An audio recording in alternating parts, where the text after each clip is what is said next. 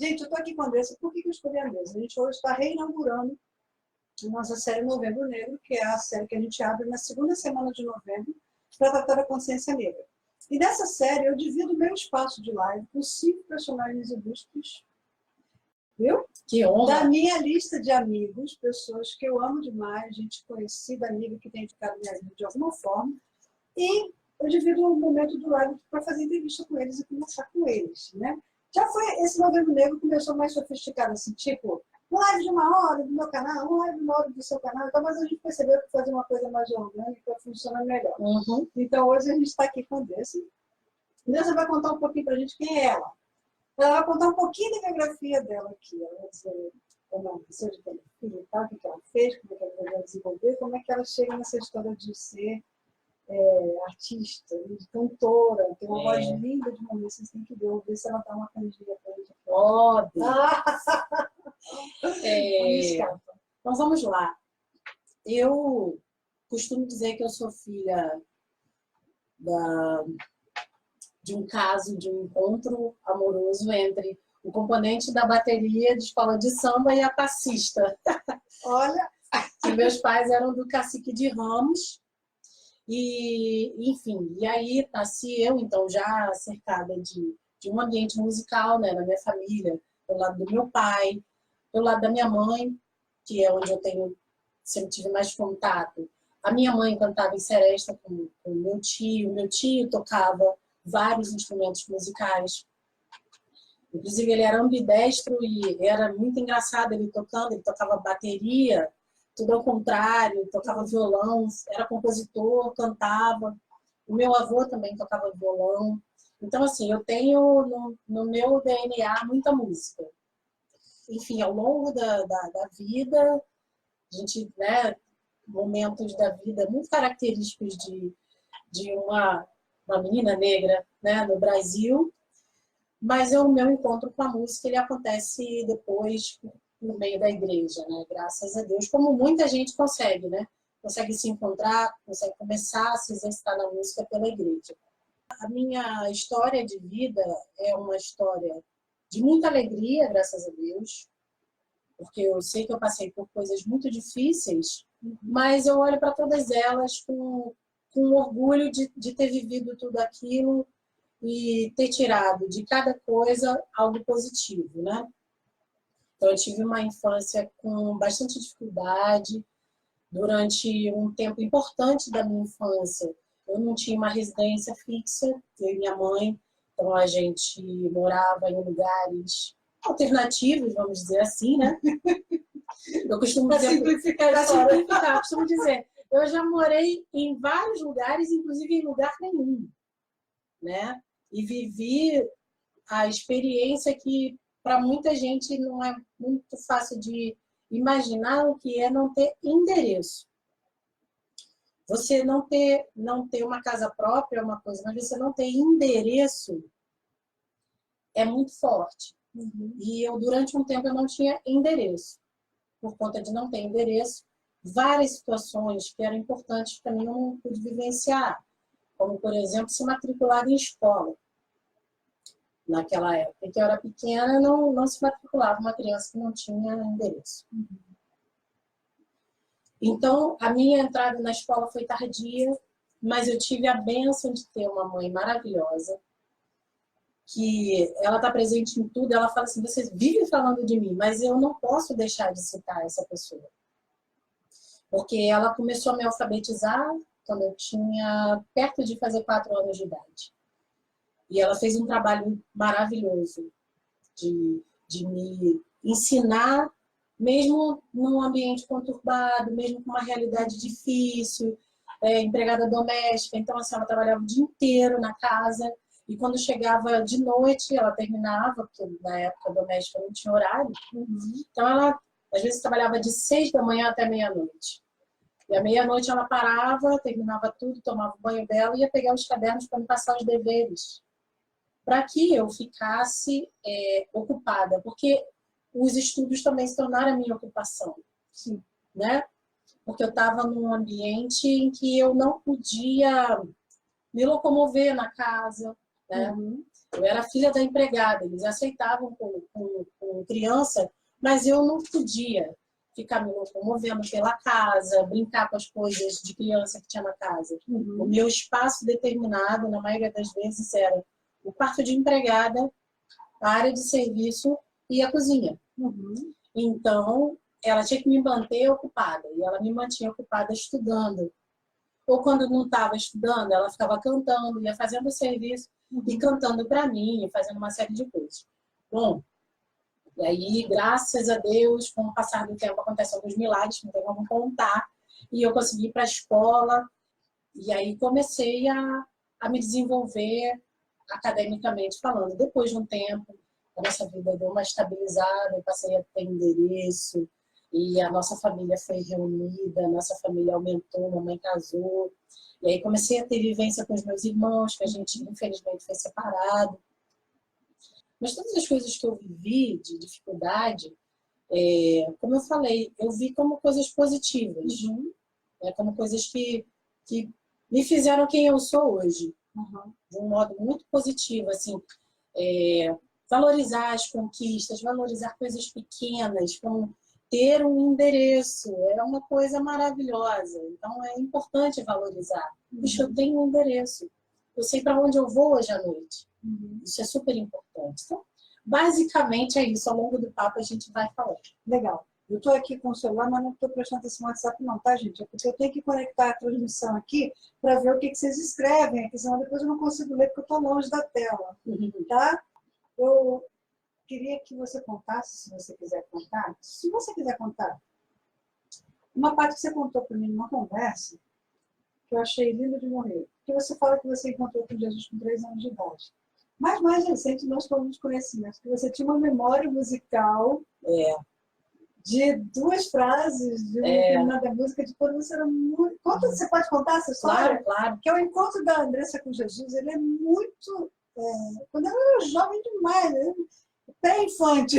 Ela não era criança ainda, sabe? Não era considerada bebê. Então é uma história tão linda que eu fiquei tão encantada com o que ela falou, que eu queria que ela partilhasse um pouquinho dessa história com vocês. Eu e mamãe fomos para a igreja quando eu tinha 3 anos de idade. Mas no dia em que nós fomos, o pastor pregou, e quando ele fez o apelo, eu que levantei e fui lá na frente. Levantei a mão. Era aquela coisa clássica, né? Levanta a mão. Eu levantei a mão e fui à frente. E aí minha mãe me segurou e falou: mas você quer ir para lá para quê? Isso é só para quem quer se arrepender dos seus pecados? Eu falei: mas eu quero me arrepender dos meus pecados. 3 anos de idade. Mas eu fui, só que é algo que eu valorizo e eu respeito muito, porque eu realmente senti que eu estava tendo um encontro com Deus, que Jesus entrou na minha vida ali. Porque a partir dali eu passei a sentir a companhia dele. E aí, depois, pouco tempo depois, eu e mamãe passamos por um momento difícil, e eu tinha na memória 2 frases de algumas músicas. E eu ficava assim: mãe, você não lembra que música é essa? Aí eu cantava um trechinho, ela falava: não sei, não lembro. Aí eu falava e a outra. Uma dizia: mas o que senti com o toque da fé, e até com os olhos da alma eu vi. E a outra dizia que Deus é real. E eu falava: minha mãe, não conheço, não sei de onde você tirou isso. E passou, e muitos anos depois, eu cheguei e falei: mãe, olha só, eu me lembro que eu estava num lugar, que eu ficava num lugar de frente para uma porta, que tinha umas árvores assim, que parecia que os troncos eram mais para cá, mas as folhas chegavam no meio da porta. E nesse lugar, eu ouvia essas músicas todo dia. A minha mãe ficou assim: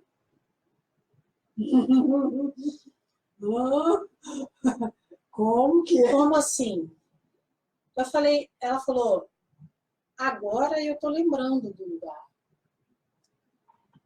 Nós moramos numa casa em que no quintal, que era um quintal com várias casas, uma vizinha era cristã e ela colocava um disco de música todo dia, bem alto para todo mundo ouvir. Eu falei, então, era lá que eu ouvia essas músicas. Aí minha mãe falou assim, só que a gente morou nesse lugar até antes de você completar 2 anos de idade. Nossa, vocês imaginam isso?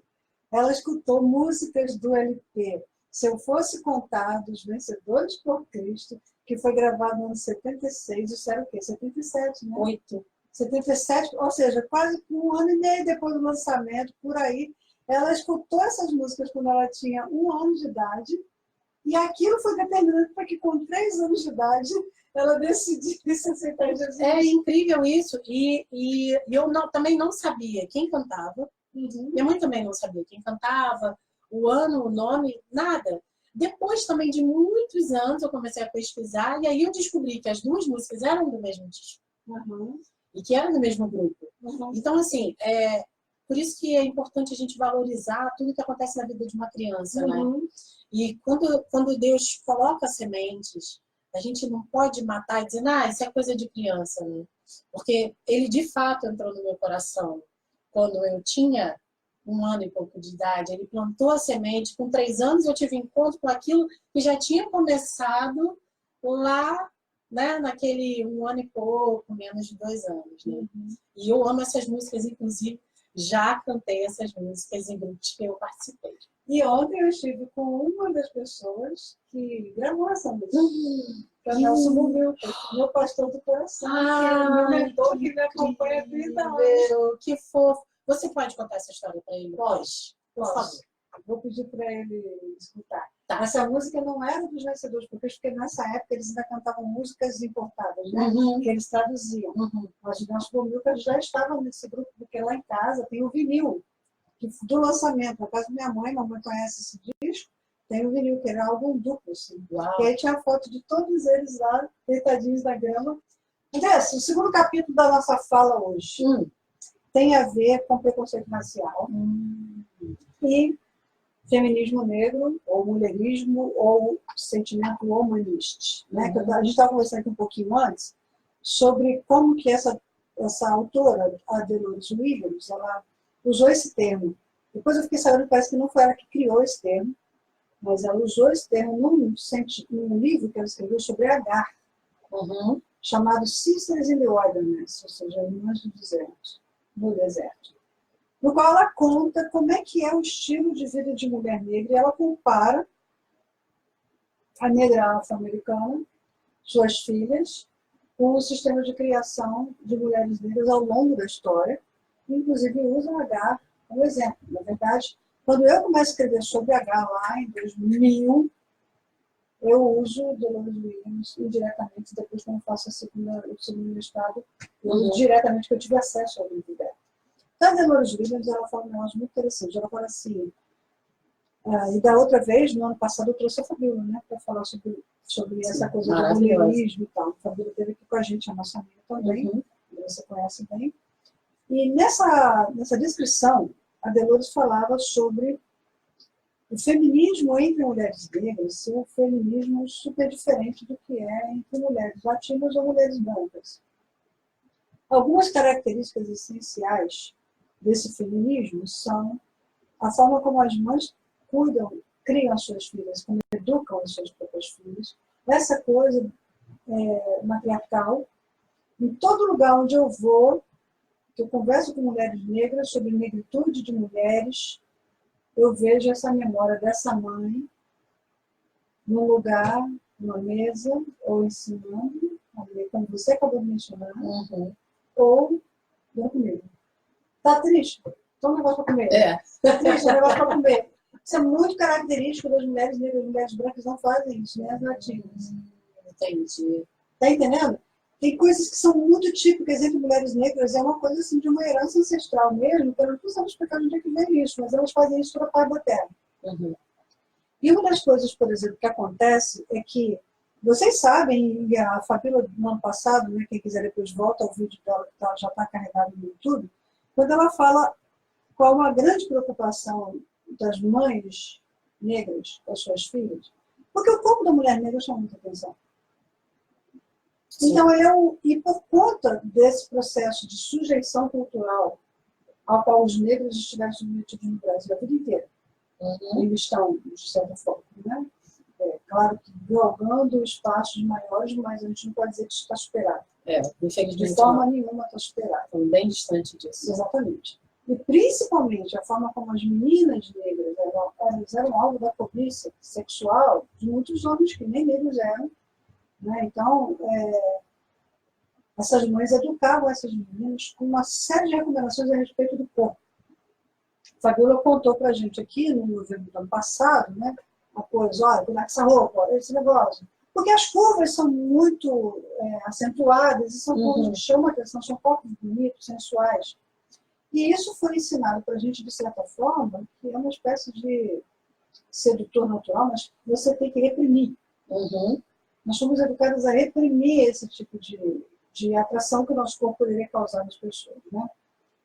E aí, é muito comum também entre mulheres negras, e a própria Delores fala disso, das meninas serem abusadas até por parentes seus. Sim. E eu contei isso no novembro do ano passado, eu vou contar agora porque a Andressa não conhece essa cena, a Viola Davis naquela série que está na Netflix, chamada Como Defender um Assassino. Ela é uma advogada, casada com um homem branco, de repente o homem branco aparece morto, e ela é uma das suspeitas do assassinato. E ela entra numa depressão tremenda, a mãe dela chega na casa, né? E essa cena me impacta muito, porque quando eu vi essa cena, eu vi Delores Williams escrevendo o que ela escreveu sobre a mulher negra, e eu queria saber, nessa narrativa toda, o quanto que você se identifica com isso que eu estou narrando, né? E aí ela mostra lá que a mãe da Viola, que no caso eu não me lembro qual é o nome da advogada no filme, mas ela chega e ela está lá sem peruca, toda destroçada lá em cima do travesseiro, com a maquiagem toda borrada. A mãe chega na casa dela, aquela casa linda, né? A casa de uma advogada de sucesso, tá? A mãe chega simplesmente assim, pega as cortinas, abre tudo, sai daí, levanta dessa cama. Vambora.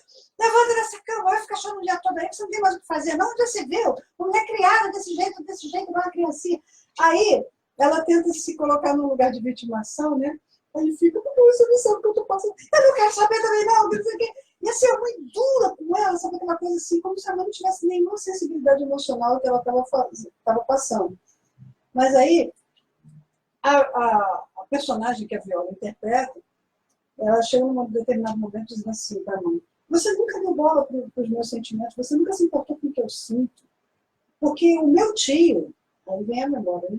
O meu tio, um abusador, ele fazia as coisas comigo, com a minha irmã, você sabia, você não fazia nada. Tal. Ela jogou isso na cara da mãe. Aí a mãe deu aquela engolida e continuou, levante-se daí, você é uma mulher adulta, e continuou, toda aquela dura. Mas nenhum sentimento passou pelo rosto da mãe. Como se a mãe não estivesse sentindo nada. Aí chega um determinado momento lá que ela senta, então, não sei o que, aí a mãe senta ela no tapete, a mãe senta na cama e bota ela aqui assim, das pernas. Aquela coisa bem de infância mesmo, né? E bota ela ali e começa a pentear o cabelo. Você sabe o que é uma mãe negra penteando o cabelo de uma menina negra, né? Excelente. E é aquele cabelo que quando penteia a cabeça vai pra trás. Naquele momento, ela está toda cheia de lágrimas ali. Aí a mãe dela vai pedindo, vamos, se recompõe, você tem que sair para trabalhar, não sei o quê. Vamos ajeitar essa cara. Aí começa a fazer como ela quando era criança, né? E aí chega um momento que a mãe desvirtua do assunto, porque aquele assunto que ela estava tentando acusar a mãe já morreu. E a mãe começa a falar assim, você lembra daquela nossa casa que nós tínhamos em tal lugar? Exatamente a casa onde o tio abusava dela, né? Pois é, aquela casa me custou anos de trabalho. Eu trabalhei em 3 lugares diferentes para comprar aquela casa. Você lembra como é que nós perdemos aquela casa? Não, foi aquela casa que pegou fogo, né? Pois é, pegou fogo. Sabe o que aconteceu naquela casa? Um dia seu tio chegou bêbado. Ele estava que era álcool puro. Caiu, esponjado lá na sala. E eu sabia que na hora que ele levantasse, ele ia atacar vocês. Então, eu peguei você, peguei sua irmã, saímos de casa. E para quem foi? Nossa. Então, assim, o que mais me impacta nisso é a forma como uma mãe é capaz de vingar uma filha. Sim. Que parece que ela está inerte, ou não está sendo sensível ao que está acontecendo, mas ela vai fazer a ação dela. Né? Então, assim, eu não sei, você identifica essa coisa womanist que é representada nessa coisa na sua história, em alguns pedaços, né? Não para não uma história similar, mas elementos parecidos. Em que você vê essa coisa de identidade negra, de mulher negra, na sua história que está refletida nessa narrativa?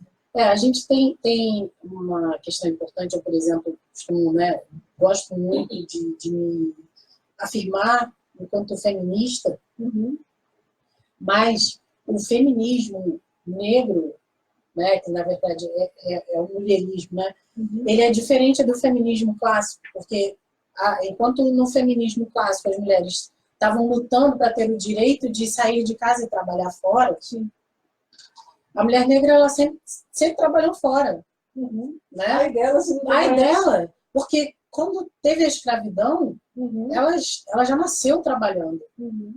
E depois de abolição, libertação, ela se tornou chefe da casa. Ela que sustentava a casa. E até hoje a gente vê pesquisas recentes que a gente teve que a quantidade de lares brasileiros que são liderados por mulheres negras é muito grande. Então, isso já faz parte da rotina da mulher negra, trabalhar fora. E aí, nisso de trabalhar fora, quem fica com os filhos dela? É sempre outra mulher negra que vai ajudá-la. Eu me lembro, em alguns momentos, eu fui cuidada por mulheres negras, umas tias, né, que ficavam. Tem uma figura importantíssima na vida da minha mãe, uma senhora chamada Tereza, que era uma mãe de criação. A avó Tereza, eu chamava ela de vó, ela segurou altas barras da gente. Era uma mulher que tinha 7 filhos, meio que adotou minha mãe já adulta. E era assim, todas as filhas dela foram educadas para serem empregadas domésticas. Assim como na minha família também. Nós fomos educadas e criadas, treinadas para sermos empregadas domésticas. E então, muitas vezes, quando uma mãe perdia emprego, recorria a Tereza ou as meninas e elas ajudavam. Ajudavam. E algumas vezes não tinha Tereza. Mas outras mulheres negras ajudavam a achar um emprego de empregada doméstica. Sabe? A rede, né? É uma rede muito forte. De solidariedade que muitas pessoas compreendem. Muito forte. A rede de proteção em relação a essa questão do abuso. Eu, pessoalmente, não fui muito afetada por conta da forma do meu corpo, porque por genética eu sempre fui muito magra. Agora que eu estou ganhando um pouquinho mais de corpo, eu sempre fui muito magra. Mas o corpo feminino, negro, ele é visto como um objeto sexual, porque existe uma mística de que a mulher negra é mais quente na cama. Então, isso também não me isentava, né, de não ter que tomar vários cuidados. Assim. A gente morando, às vezes, de favor nos lugares, morando em casa de família, eu dormia agarrada com minha mãe. Minha mãe dormia muito agarrada comigo. Com medo de alguém me tocar, de alguém abusar. Isso é muito forte, essa coisa de ensinar a minha filha a ser... O que elas tinham era ser doméstica, elas davam o melhor delas. Mas a minha mãe, o que ela passou para mim é ensinar a não baixar a cabeça. E a gente vê muita mulher negra fazendo isso, ensinando os filhos. Você não vai abaixar a cabeça. Você pode estar trabalhando numa coisa simples, mas sua honra, sua dignidade, isso são valores muito fortes. Hoje em dia eu vejo essa rede, né, de mulherismo muito mais explícita. Até porque assim, o movimento se deflagrou como algo, gente, é isso mesmo, e a gente está aqui, a gente conta com a gente mesmo, e a gente tem que se ajudar, é uma pela outra. E eu também tento fazer quanto eu posso, apoiar a família, uma família negra, o outro que me apoia, que assim a gente vai chegando, né? Até recentemente o lançamento da minha carreira foi feito por uma negra empreendedora que resolveu simplesmente investir num show meu. Mas a troco de quê? A troco de investir em você, porque eu acredito em você, porque você é negra e eu preciso que você chegue lá. E isso é muito legal. Isso é uma solidariedade muito típica, é muito própria. forte. É muito forte. própria. A gente não vê isso em outros grupos étnicos, eu estou falando, porque eu circulo entre eles, né? Eu circulo com a mesma facilidade entre os negros que eu circulo com os latinos. Pois E eu não vejo essa movimentação. E você tem até aquelas histórias, assim, eu não me lembro o nome de país, mas, assim, alguns lugares de África, com essa coisa de guerra, são muito comuns estupros, né? Sim. E as mulheres começaram a criar sinais para pedir socorro. E, tipo, um assovio específico.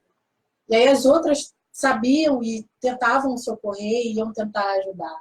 Então, essa coisa de ter um código próprio, um código nosso, né, de ajuda. Né? Eu sei que você vai chegar lá. Eu sei que você tá bonita, mulher. Levanta a cabeça, vamos lá. Né? Isso é importante. Mas eu não consegui. Vem cá que eu faço o teu cabelo. Né? A gente tem muito isso de fazer o cabelo. Eu faço uma trança no teu cabelo e você faz a minha unha. Eu tô sem dinheiro, então a gente faz essa troca, né? Para você ficar bonita. É muito, muito legal isso. Que legal, né? Dalton Ferreira falou assim, belíssima entrevista. Eu fico feliz pela pessoa, pela escolha da entrevistada. Amiga querida, você acha que eu ia deixar ela passar assim? Já está até inaugurando o nosso movimento. Olha que honra! Viu? Tem uma pessoa aqui que eu acho que te conhece. Um sujeito chamado Ilen Moisés. Gente. Um exemplo de vida, de luta e de talento. Sou suspeito, mas ela merece muito. É o namorado da Andressa. Suspeitíssimo, né? Suspeitíssimo. Andressa, eu não coloquei naquela lista lá, mas tem a ver ainda com essa coisa do mulherismo negro. Situação de saúde. Eu sei que você passou por uma situação muito delicada de saúde recente, não sei se você vai querer compartilhar com o pessoal. Certeza. Eu acho que é uma história que nós merecemos ouvir, a história de saúde da Andressa, a forma como ela tem superado tudo isso. E se você vê também essa solidariedade nesse teu momento de enfrentamento dessa doença que foi marcante para você. Então, conta um pouquinho para a gente dessa tua história, da superação da situação de saúde, né? Em 2009, eu fui fazer o meu autoexame das mamas e descobri que eu estava com câncer de mama. Não tinha histórico na família, não tinha, né, fatores de risco clássicos. Estava com 31, ia fazer 32 anos e descobri. Quer dizer, aí fiquei inquieta com aquilo, resolvi procurar médico. Fizemos os exames e descobri que eu estava com câncer de mama e que precisava retirar a mama. Foi assim, foi tudo também muito rápido, né? Entre primeiro diagnóstico, confirmação e correr para a cirurgia, tomar várias decisões de fazer reconstrução, não fazer, qual caminho de cirurgia que ia fazer, e etc. Isso, obviamente, mexe com a cabeça de todo mundo. Isso faz com que a sua visão de mundo seja mexida, né? Não tem como você passar por uma doença mortal, uma possibilidade iminente de morte muito grande e você dizer, não, eu continuo a mesma pessoa de antes. Isso não é possível. A menos que você não aceite isso da vida. Porque o ideal é que a gente aceite, né? Todas as oportunidades que a vida nos dá para a gente se refazer e tal. E eu passei pelos momentos, foi difícil, mas também tive muita força, principalmente de mulheres. E eu tive muito cuidado também. Eu fui muito bem cuidada por uma rede de mulheres da comunidade de fé onde eu fazia parte, em que elas faziam jornadas de trabalho para cuidar de mim e da minha mãe. Elas faziam escalas de trabalho, sabe? Foi uma coisa tão linda, porque eu chego a ficar um pouco emocionada por isso. Porque, assim, quando elas souberam que eu fiquei doente, quando todo mundo soube, foi uma comoção muito grande, todos se dispuseram a ajudar. Mas quando eu voltei do hospital, as mulheres se organizaram em 3 plantões. Era de manhã, 2, de tarde, 2 e uma para dormir lá em casa. Por quê?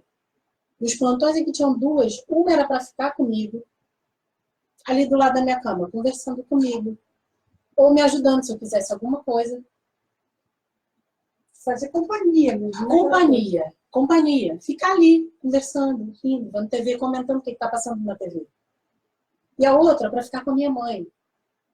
Não só para ajudá-la nos serviços, mas para distraí-la, para ouvir o que uma mãe de uma moça de 32 anos, que teve um câncer, que teve que tirar a mama, e que ela precisava falar. E tinha coisas que ela não podia falar comigo. Sim, sim.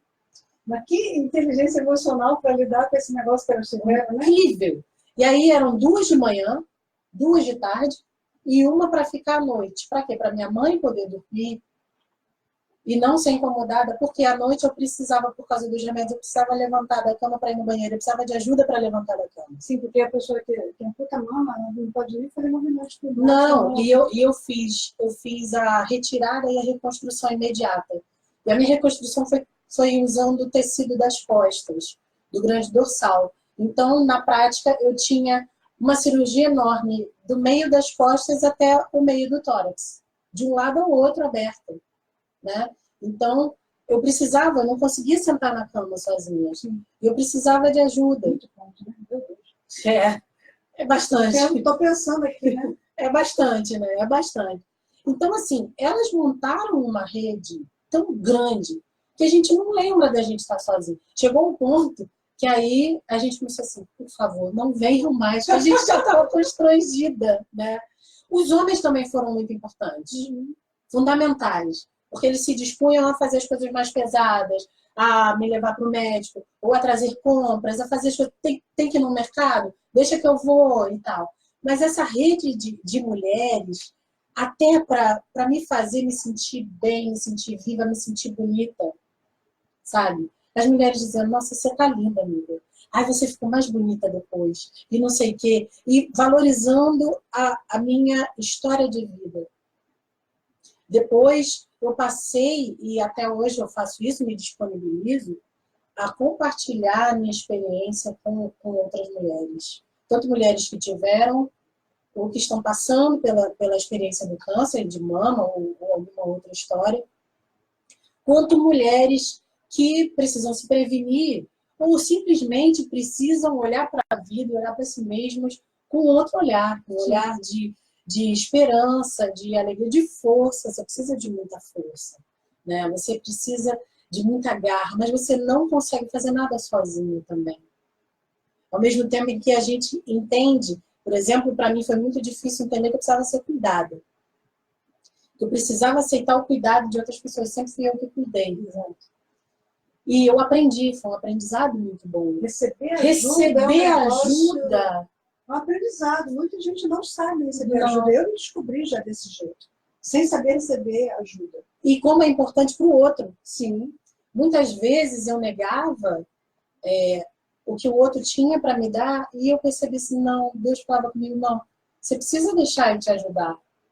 Porque ele precisa daquela oportunidade. Foi um crescimento muito grande, né? Então, por isso que eu falo, tudo que aconteceu na minha vida, eu sempre vejo a coisa boa.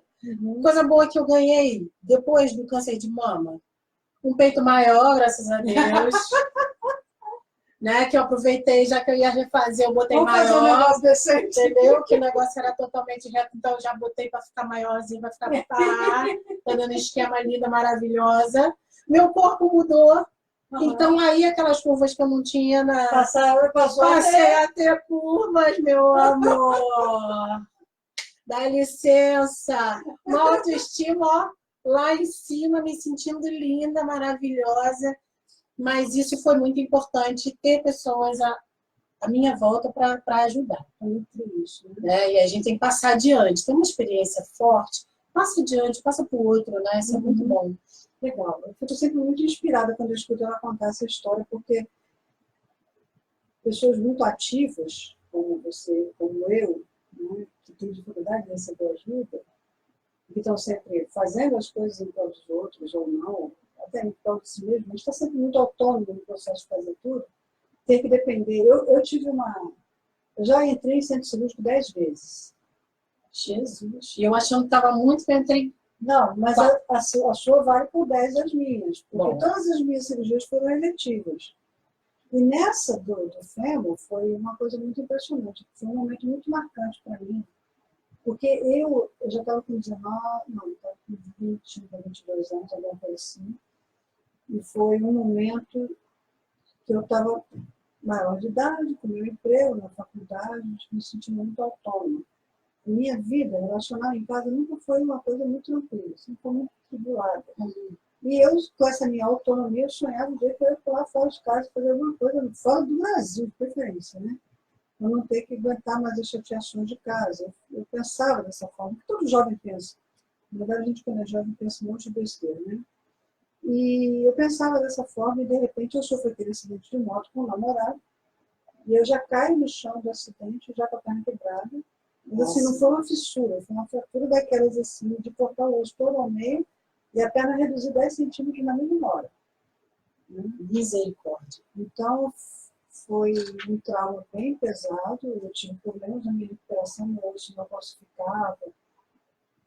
Mas o mais humilhante de tudo isso foi ter que ficar 30 dias sem colocar no chão, dependendo da minha mãe e da mãe. Com 22 você queria correr aquela que está me assistindo aqui agora, de quem eu queria correr, não é? E era ela que estava ali, me dando banho todos os dias, antes do trabalho. E aí Deus começa a falar comigo assim, tá vendo como é que você precisa das pessoas? Foi naquela, eu lembro da mamãe chegando no hospital comigo lá, com 2 camisolinhas novas, para eu poder receber visita. Uma camisolinha amarela e uma camisolinha azul. Eu me senti cuidada. Né? E eu comecei a perceber que era muita arrogância da minha parte eu achar que eu era tão independente dessa forma, tão autônoma dessa forma. Então, às vezes tem coisas que a gente só vai aprender se a gente estiver numa cama de hospital. Eu não sei, né? Eu estava pensando nisso esses dias que eu fui para o Congresso do Cérebro da Recuperação, e a gente estava conversando muito sobre muitas coisas, e uma das coisas é que situações você só aprenderia se tivesse passado por isso aqui, né? E essa foi uma das situações que eu dependo das pessoas, de que eu preciso aprender a ser ajudada, que por mais que eu tenha condições de realizar as coisas sozinha, andar sozinho não é legal, não é uma boa para ninguém. Não. Nunca, né? Agora eu vou falar do preconceito racial. E aí eu quero falar contigo sobre preconceito racial e também empreendedorismo. Tá. Inclusive, disso acontecer no teu processo como empreendedora. Tá? Porque além da carreira musical que ela vai, já pediram aqui, ela vai cantar pra gente. Eu falei que vai cantar aqui. Júlio falou assim, Andressa, parabéns pela sua autoestima. Olha que bacana. Obrigada. Ele está falando assim, o interessante dessa fala em relação ao ter peito é que poucos se dão conta da profundidade que isso representa. A reconquista do falo feminino. Parabéns pela sua postura. Ó. Obrigada. Muito rico esse papo com a Andressa. Legal, então agora eu vou falar do preconceito, que foi o que a gente falou, e também do empreendedorismo. Fala um pouquinho para a gente de como que isso se dá na sua trajetória, como você percebe isso desde criança, né? A coisa vindo, e como é hoje ainda, porque a gente sabe que continua, a coisa não para, que mudou foi a sua forma de encarar isso. Mas uma das coisas que a Igor tem no contrato social dela é uma área de valor de responsabilidade social nossa, que é a educação contra a discriminação de gênero, contra a discriminação religiosa e contra a discriminação racial. Super importante. Isso está no nosso contrato social. Por isso que Novembro Negro não é uma interrompida desnecessária. Na verdade, é a gente usando o recurso de videoaula para educar as pessoas sobre consciência negra, sobre preconceito racial e sobre coisas que nós precisamos abolir do nosso vocabulário, do nosso comportamento. Não basta você ser um religioso que tem uma linguagem politicamente correta, como certas pessoas... Eu não sou racista, eu tenho um amigo negro. Entendeu? Se no fundo, lá dentro, ela tem um processo com relação à pessoa negra de rebaixamento. Ela desvaloriza, ela não considera um ser humano no mesmo nível de igualdade dela. Ela inferioriza essa pessoa. Então ele fala, no reino, a santidade do reino, Não basta ter a linguagem politicamente correta e ter amigos negros. Você não pode ser racista. De forma alguma. De forma alguma. Então é sobre isso que eu quero que você fale agora. Né? Uma coisa que eu estava pensando, assim, eu acho que a gente só pode se considerar uma sociedade sem racismo o dia que você chegar numa escola infantil e as crianças não estiverem se agredindo utilizando o racismo. Porque eu acho que tanto eu quanto a maioria dos negros, as experiências mais pesadas de racismo, talvez porque é uma convivência diária que a gente viveu, foram na escola. Começa muito cedo. E principalmente nas mais básicas. E as crianças não aprendem sozinhas, elas aprendem os adultos. Exatamente. Elas são espontâneas. Então, assim, depois de uma certa idade, as crianças começam a... Não, eu acho que isso não é muito legal. Até faz, mas se segura um pouco mais. Mas na fase em que elas não têm muito freio, elas soltam e deixam transparecer aquilo que elas recebem em casa. Eu comecei a ir para a escola quando eu tinha 9 anos de idade só, né, já expliquei. Foi uma experiência que era tão sonhada por mim, mas que foi muito difícil, por conta do racismo. Porque as crianças ficavam o dia inteiro, quer dizer, o tempo inteiro da aula, na hora do recreio, falando coisas racistas contra mim. Eu era tudo, eu era macaca, eu era várias coisas. Menos bonita, menos uma pessoa. Eu era tudo que se quisesse botar nomes. Menos um ser humano. E aí tinha uma propaganda maldita, eu até falei com você daquela propaganda. A propaganda maldita de uma casa de eletrodoméstico que tinha uma neguinha, a neguinha do bonzão. Eu acho que essa casa não existe mais. É porque é o ponto frio. É verdade. Virou ponto frio. Mas graças a Deus eles não fazem, né?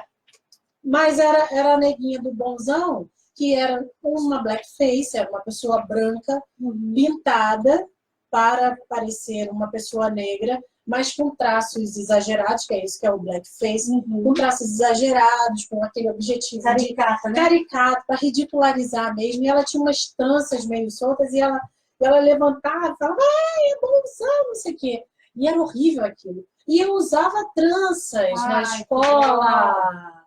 Que raiva! Então, as crianças pegavam nas minhas tranças para ficar levantando e falando. A mesma fala da neguinha do bonzão. E eu era a neguinha do bonzão também, eu não era Andressa, eu era a neguinha do bonzão.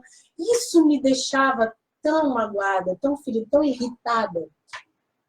E aí isso foi, eu fiz 3ª e 4ª série, depois fui para o que antigamente se chamava ginásio. E foi em outra escola.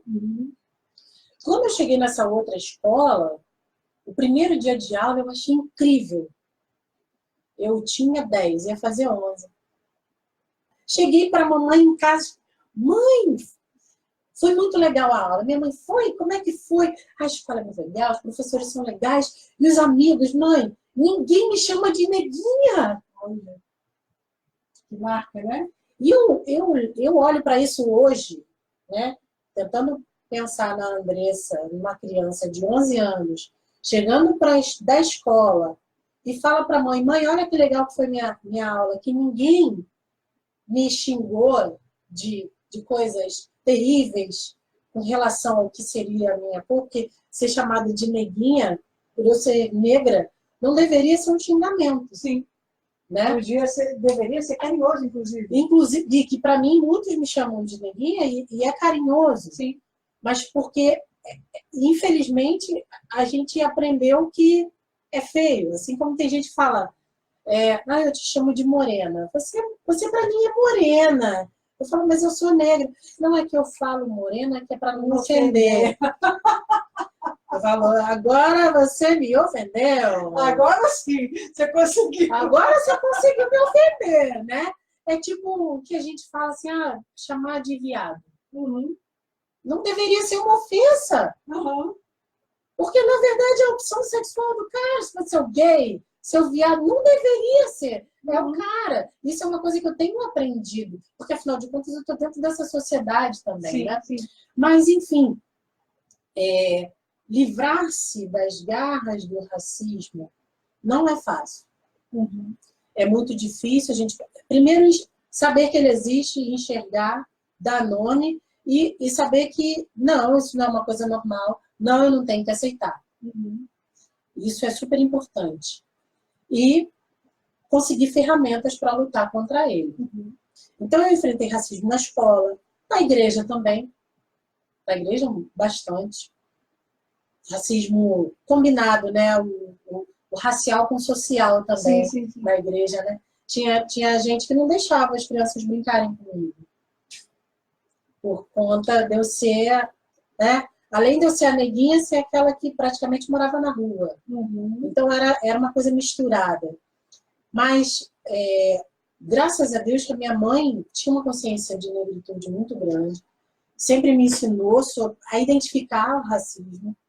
Sempre me orientou a não aceitar. Olha, quando falarem isso com você, é racismo e você não pode aceitar. Uhum. Quando disserem isso, você nega, porque não é isso. E aí, na igreja, e hoje eu faço parte de um movimento negro evangélico, pessoal do MNE que está aí, ó. Beijo, seus lindos, maravilhosos, ó, tamo aí, olha lá. Vamos lá.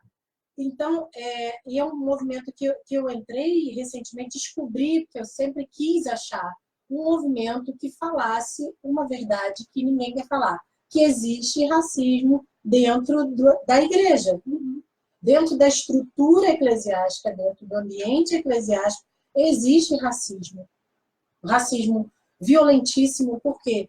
Porque ele está atrelado à questão espiritual. Então, quando você tenta combater, sim, dizem, você não pode falar isso, você está tentando dividir o corpo de Cristo. Sim. E isso é um pecado. Satanás tentou dividir os anjos, dividir o céu e ele caiu. E não sei o quê. Então, se você tenta falar que existe racismo, você é Satanás.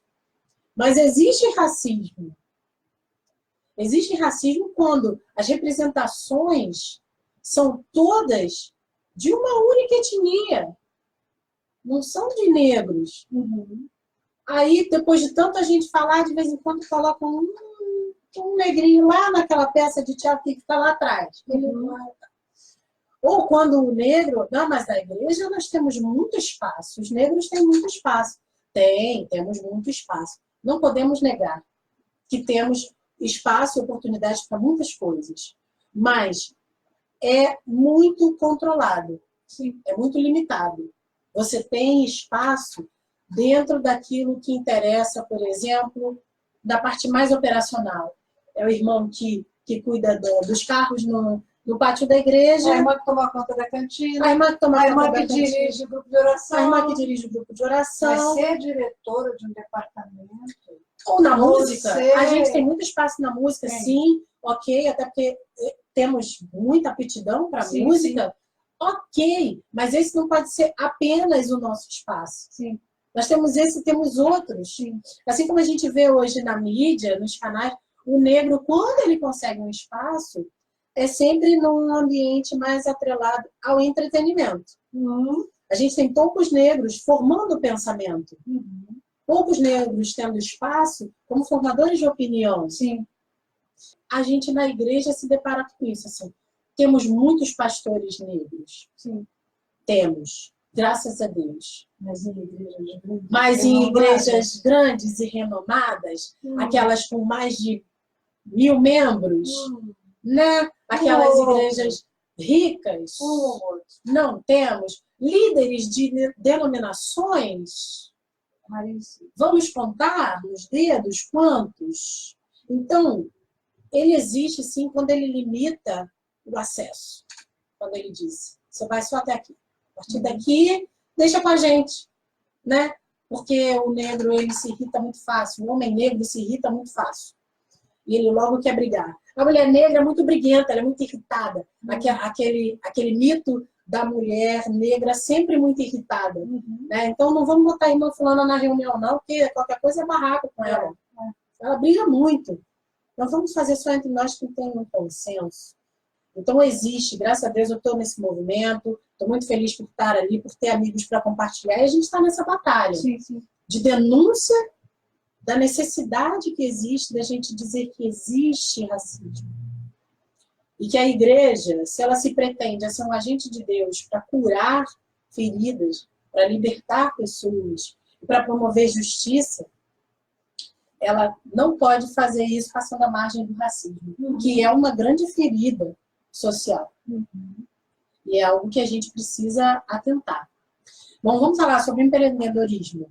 Eu me lembrei agora de Roseni contando que Roseni é uma mulher negra que hoje, agora, nesse momento, ela preside não o movimento, mas a organização Celebrando a Recuperação como um organismo de muitos pequenos celebrandos no Brasil. E foi nomeado pelos Estados Unidos. E a Roseni falando, vocês têm noção do que seja, para mim, mulher negra, estar nessa posição de liderança e entendendo que eu sou líder? Sim. Porque tem essa coisa também. Aqui a gente no Novembro Negro tem trazido pessoas para conversar, gente que tem um destaque, gente que não se colocou no lugar vitimizador. Está entendendo? Naquele lugar de vítima do processo. Gente que chutou esse negócio, eu não vou ser isso. E falou, não vou ser isso. Eu percebo muito o processo da conformidade. Então, muitas pessoas falam, não, você vai ser auxiliar do negócio, você não pode ser líder. E às vezes a outra pessoa que está na liderança é menos capacitada que a pessoa negra. Mas a pessoa negra se conforma. Então ela legitima esse racismo que é feito, e aí é um problemão. Mas é porque também a gente é treinado para se conformar. Exatamente, foi o que a Roseli estava dizendo. Você não tem noção do que seja para mim estar na liderança desse mundo. Exercendo liderança, estabelecendo como a coisa vai funcionar. E para mim isso foi muito difícil. Eu imagino que sim. Não é fácil. Porque até mesmo quando você é reconhecido, você é colocado no cargo, você fica com receio de que qualquer coisa que você faça vai ser facilitador de novas discriminações. Sim. Você é treinado o tempo inteiro para não reclamar. Para achar a sua vida maravilhosa e até agradecer. Porque você tem aquilo, muito obrigada. Mas eu sei que eu tenho aquilo, mas eu posso ter o todo. Sim. Não tem limite para o que Deus... Não, agradeça porque você tem esse copo. Você poderia ter a garrafa cheia. Não, mas olha, você está com esse copo, eu vou te dar ele e acabou. Né? E se você reclama, se você denuncia, você é aquela pessoa não bem vista, não muito querida, e etc. Né? Mas isso dentro de você, quem faz? Todo ser humano quer ser aceito. Claro, isso é uma necessidade nossa. Então, para ser aceito, eu me anulo. Né? Para ser recebido, para conseguir amigos, eu preciso me anular, eu preciso aceitar as zoações, eu preciso aceitar uma série de coisas que eu não deveria aceitar e entender como naturais. Para que a convivência seja boa. Mas também, e esse processo da vitimização que você falou, também acontece com pessoas que passam por doenças graves como câncer, por exemplo. Porque a dor do racismo ou a dor da doença, ela às vezes paralisa a pessoa. E ela fica ali dentro, talvez porque a única coisa que ela tem seja a dor. E às vezes é bom ter alguém que... Bora! Levanta daí! Que abre a cortina do quarto. Sai daí, vamos levantar! Sai daí! Eu já tive vezes que eu cheguei para mulher que tinha câncer de mama. Teve o câncer. Mulher, vai botar o peito nisso aí, escreve, vai ficar com esse negócio vazio até quando? Bora botar um peitinho, meu amor, fica lindinha, maridinho vai gostar. Sabe, essa coisa que é importante você chegar e às vezes dizer para o outro que ele pode levantar. Se ele quiser ou não, é com ele, mas a gente tem que falar, tem que ajudar. Então agora eu quero que você fale do empreendedorismo. E depois você vai falar um pouquinho da carreira artística e cantar. E enquanto isso, eu peço a vocês que a minha bateria aqui do celular está acabando. Eu não vou daqui a pouco conseguir acompanhar as perguntas por aqui. Mas então, vamos falar do seu empreendedorismo, que eu acho que é um negócio bacana. Ela tem um negócio dela aí, são vendo turbantes, essas coisas bonitas, os adereços bonitos aí. Então, fala um pouquinho aí. Então, eu sempre tive medo de empreender. Minha mãe é uma empreendedora nata, muita coisa que ela empreendeu, não conseguiu levar adiante, mas muitas das coisas que ela tentou, naquele momento em que ela fez, ela mandou super bem. Minha irmã também tem um dom incrível para empreender, e eu sempre fui aquela pessoa que não tenho dom para isso. Mas um dia eu resolvi, comecei a até ter mais contato com a coisa da negritude, tecidos afro. Falei, eu vou fazer isso. Criei uma marca, eu com uma grande amiga minha, Carol, criamos uma marca chamada Boé Giro. Uau! Que é uma gíria angolana que diz muito legal, muito lindo, etc. Coisas do gênero. E é uma marca em que a gente traz calçados e acessórios com tecido africano, original, bem colorido, bem assim, discreto, como vocês estão vendo, coisa bem que a gente não pode aparecer, né? Assim, não, mas tem coisas menores também. E aí eu estou mergulhando nessa experiência do empreendedorismo, aprendendo muito com as amigas, porque eu estou no mercado de afroempreendedorismo, que ele é dominado por mulheres.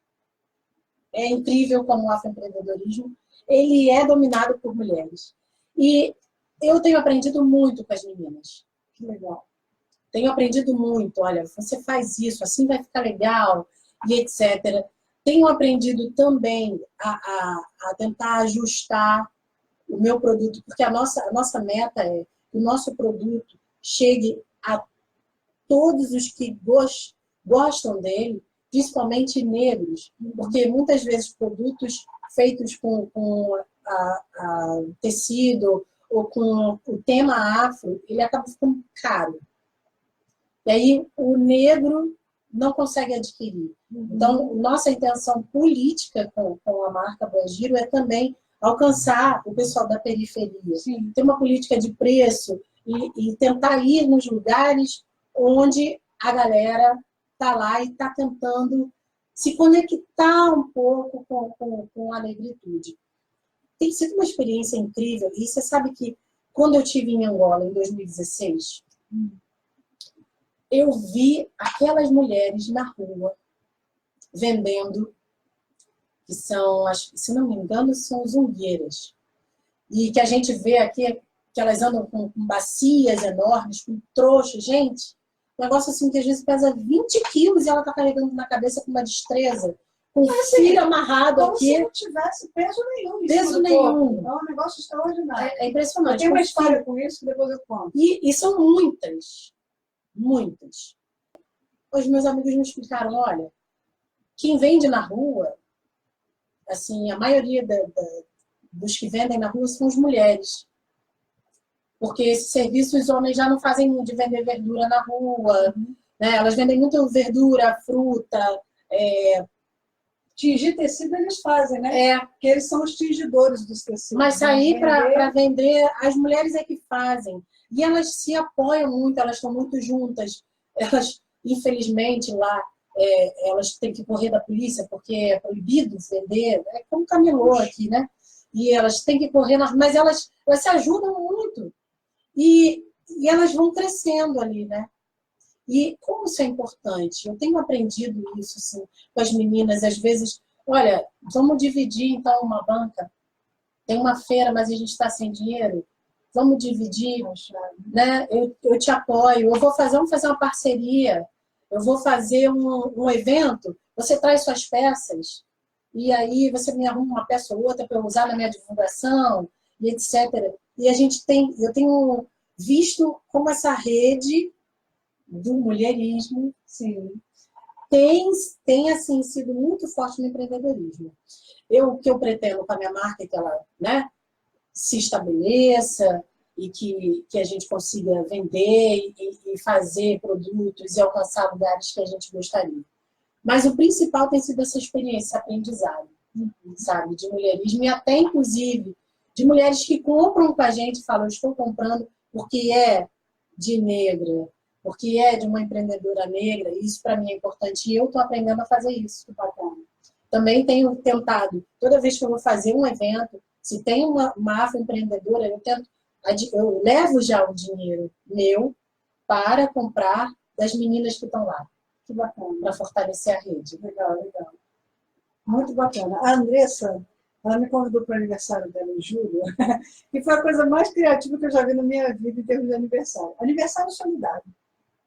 Não traz presente para mim, não. Vocês vão trazer uma contribuição para o projeto de Angola, que eu apoio. Isso. Eu disse, gente, que negócio bacana, me explica aí o que é isso. Ela me explicou que ela apoia um projeto em Angola, que ela vai falar um pouquinho dele agora, e ela transformou o aniversário dela num momento de arrecadação. Já é a segunda vez que você faz isso. Esse foi o segundo ano que ela está fazendo isso, que ela junta materiais, dinheiro e recursos para mandar material escolar para lá. Conta um pouquinho desse negócio aí, André. Pois é, então, eu conheci esse projeto através de uma amiga minha, já de alguns anos, mais ou menos, mais de 10 anos que eu conheço a Jojo, Oceana. Eu comecei a ajudar, mandar uma coisa ou outra, e elas fizeram uma campanha de material de higiene. A gente vai fazer uns kits de higiene e tal.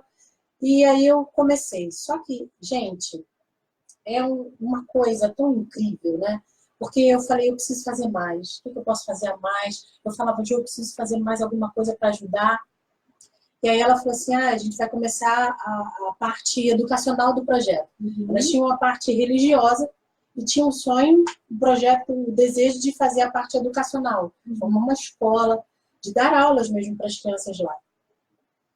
Falei, então vou começar a arrecadar o material escolar. Eu comecei naquela ideia, comecei a pedir para um amigo, isso no início do ano. Pedia para um amigo, pedia para outro, pedia para um amigo, pedia para outro. Daqui a pouco eu falei, cara, eu vou fazer no meu aniversário. Porque aí em 2016 eu fui lá, eu só arrecadava o material de higiene. Em 2016 eu fui lá e falei, eu preciso fazer alguma coisa mais contundente. E aí no ano passado, gente, vou fazer 40 anos, meu aniversário vai ser solidário. Não quero presente, se você vier na minha festa, traga material. E aí coloco a lista e esse ano foi a mesma coisa. E isso é importante, assim, porque lá o projeto atende cerca de 1.400 crianças. Caramba, muito bem. Na parte religiosa, e o desejo nosso seria que todos pudessem participar da parte educacional. Sim. Mas ainda precisa de estrutura, né? Não só de espaço, eles têm um espaço grande, mas principalmente de material humano. Não dá para ter as 1.400 crianças e você não ter algo de qualidade. Elas fazem um trabalho preciosíssimo, de muita qualidade mesmo. Então, a gente está nessa luta. Já conseguimos alcançar aí já com 120 crianças ali na educação. Elas fizeram formatura para as crianças. Que lindo. Com roupinha, com um chapéuzinho de formando com canudinho, sabe? Para mudar de série. Isso num ambiente em que as crianças não têm o que comer, não tem roupa, sabe? Então, isso foi extremamente significativo. E isso, para mim, é importante, não só por estar ajudando alguém, mas por estar ajudando alguém em África. Porque eu, hoje, como negra, aqui no Brasil, eu estou estabelecida, eu consigo ajudar outros negros aqui, mas eu sinto que eu preciso também ajudar negros de lá. Eu preciso fortalecer de alguma forma. Né? Então, quem sabe, dessa geração, dessas 120 crianças, nós tenhamos vários com um futuro melhor, sabe, com garantias melhores de sobrevivência. Oportunidades melhores, porque as oportunidades não são iguais para todos. Não são. É uma mentira essa coisa de que todos têm as mesmas oportunidades. Não tem as mesmas oportunidades. Você tem uma estrada, você tem um caminho a percorrer. Sim.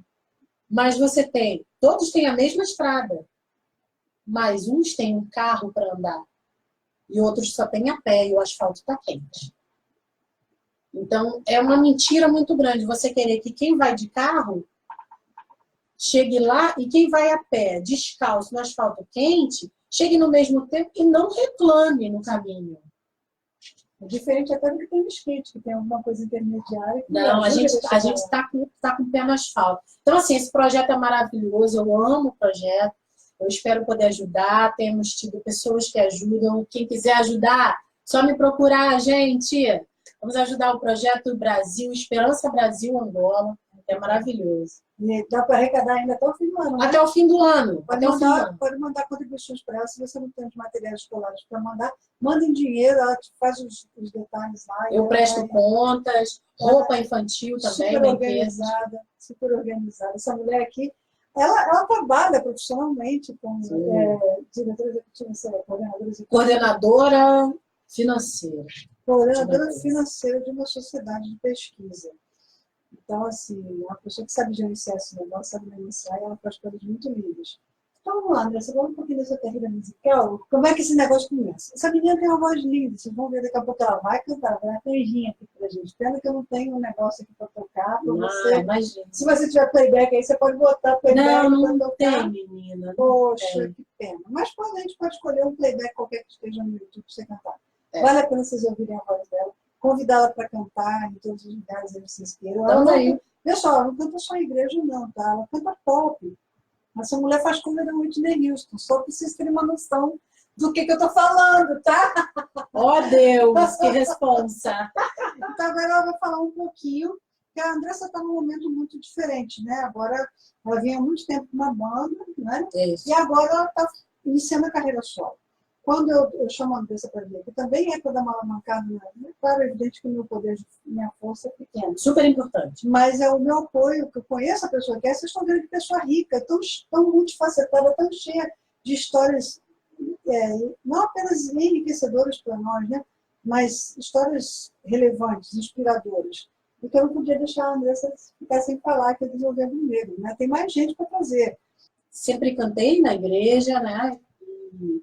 E aí cantava em grupos também da igreja, fiz parte de um grupo durante um bom tempo, que teve uma notoriedade.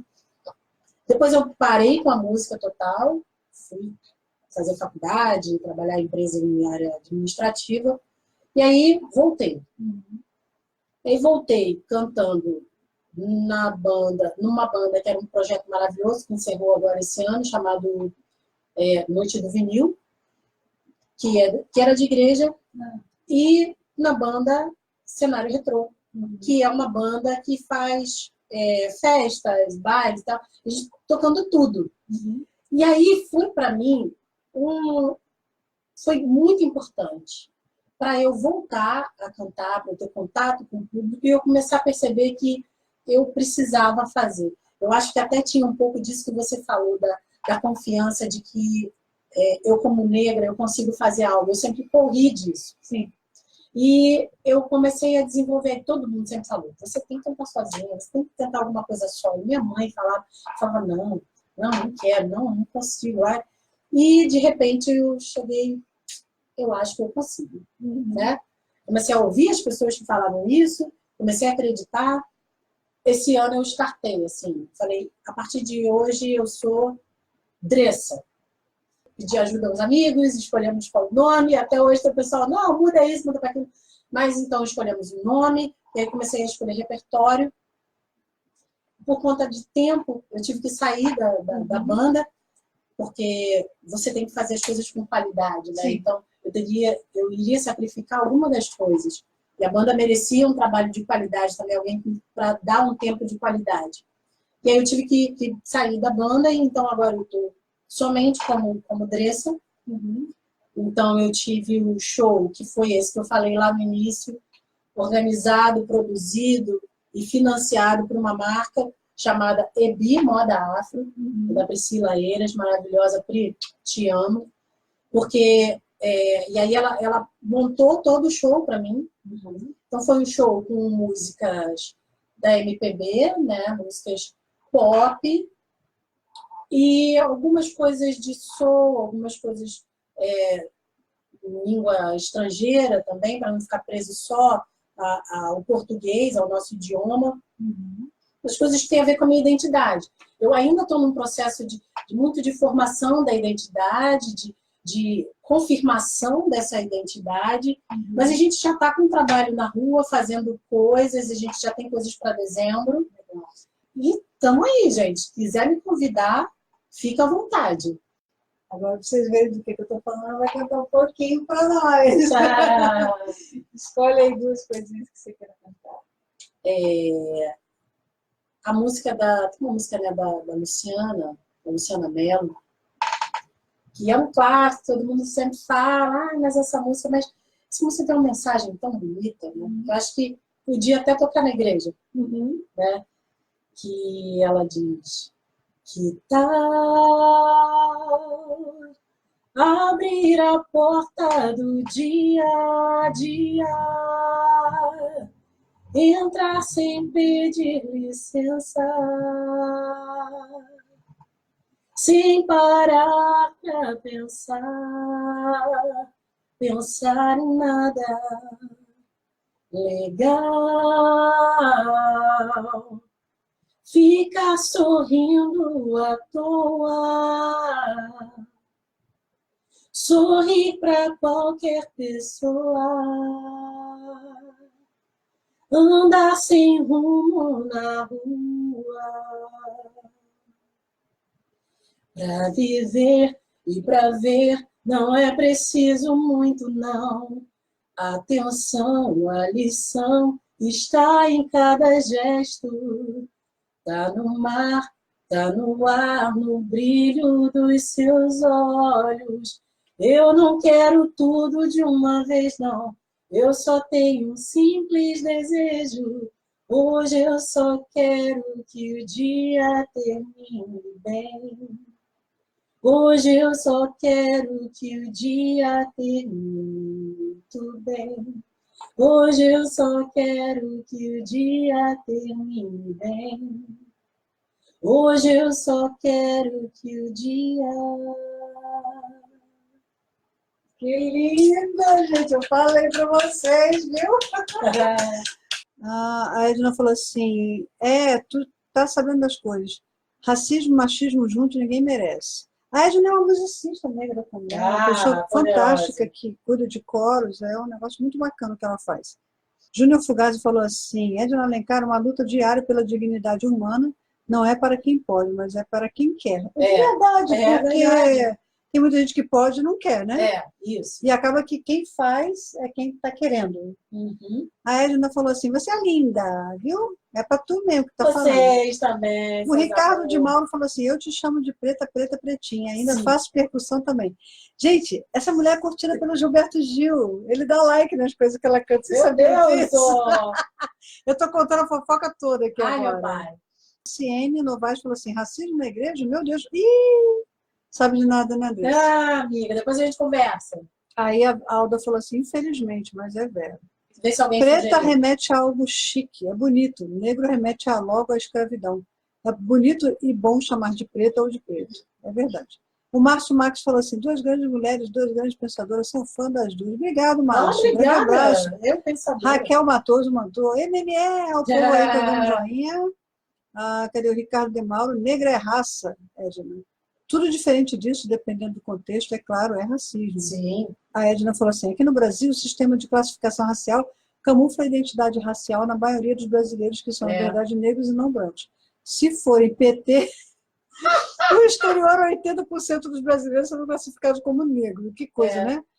A Edna falou assim, mestrado em relações étnico-raciais, queridos. Entendo do assunto, sou negra, mulher e competente. A Edna, vou te chamar aqui outra hora dessa para você vir aqui, viu? Por favor, hein? Mas vai entrar para a lista aqui dos nossos governos negros. Na Alemanha, 90% dos brasileiros são negros. Olha que interessante. A Edna falou assim, se forem para o exterior, vão sentir na pele o que é racismo. A Edna falou assim, assistam um documentário belíssimo que explica bem as questões da raça e racismo, Olhos Azuis. Está no YouTube, legal. Aí o William falou assim, o William vai botar o jabazinho aqui, né? Um pouquinho do trabalho dela, já botou logo o link aqui. Legal. Não basta ser namorado, tem que promover, divulgar a namorada. E ninguém sugeriu música, então a gente não precisa Raquel Matoso falou, minha alma cheira talco, do Gilberto. Essa boa. O Ricardo falou da preta, preta, pretinha. O que mais que a gente ele vive cantando pra mim essa música. Ele vive cantando pra você, né? Adoro. Conversa boa para uma mesa de bar também, ao show de um chorinho. Só me chamar, gente. Tá Só me bom. chamar pro bar. Então, agora ela vai cantar um pedacinho de Preta, Preta, Pretinha e também Palco de Gilberto Gil. E a gente vai encerrar por aqui, tá bom? Já que vocês não fizeram perguntas. Subo nesse palco, minha alma cheira a talco, como um bumbum de bebê, de bebê. Minha aura é clara, só quem é clarividente pode ver, pode ver. Trago a minha banda, só quem sabe onde ela anda saberá lhe dar valor, dá valor. Vale quanto pesa pra quem preza o bumbum, bumbum do tambor, do tambor. Fogo eterno pra afugentar, o inferno pra outro lugar. Fogo eterno pra consumir, o inferno fora daqui. La la la la la la la la la. La la la la la la la. Show! Agora, Preta, Preta, Pretinha. Preta, Pretinha, que inclusive tocou na minha formatura, eu escolhi essa música, Tá esse vendo? trecho da Em música. homenagem ao povo que ficou até agora nos ouvindo. Gente, muito obrigada! Preta, Pretinha. Enquanto eu corria, assim eu ia me chamar. Enquanto corria a barca, me chamar. Enquanto corria a barca, por minha cabeça não passava, não. Só, somente só, assim vou lhe chamar, assim você vai ser. Só, somente só, assim vou lhe chamar, assim você vai ser. Laia, laia, lararara. Preta, preta, pretinha. Preta, preta, pretinha. A percussão que o Ricardo faz é essa. Preta, preta, pretinha. Gente, muito obrigada por terem ficado aqui. Valeu. Muito beijo. Muito obrigada mesmo Por ter vindo. Deus te abençoe. Quero dar para a Andressa um presente aqui. Gente, que espetáculo! Presente. É o meu livro aqui, Como Incenso Suave. Espiritualidade de Vida de Oração. Um livro precioso. Muito carinho, muito amor. Te agradecendo por esse momento aqui, muito especial. Já somos irmãs de confidência, mas agora eu pude trazer para cá a riqueza dessa mulher para esse público. É bom o livro, porque eu comprei esse seu livro e a minha mãe roubou de mim. Ah, roubou? Então agora... Então agora eu tenho só pra mim. Tudo isso para mostrar para vocês a criatividade negra em ação, mostrar para vocês a superação negra em ação, o que é negro que cava e constrói oportunidades para si, e que não se coloca no lugar de vitimação, mas que supera esse estigma maldito, né? Isso. E que se mostra como gente importante de valor. É isso, gente. Obrigado. Beijo, valeu, para vocês. obrigada. Até semana que vem, tá? Tchau.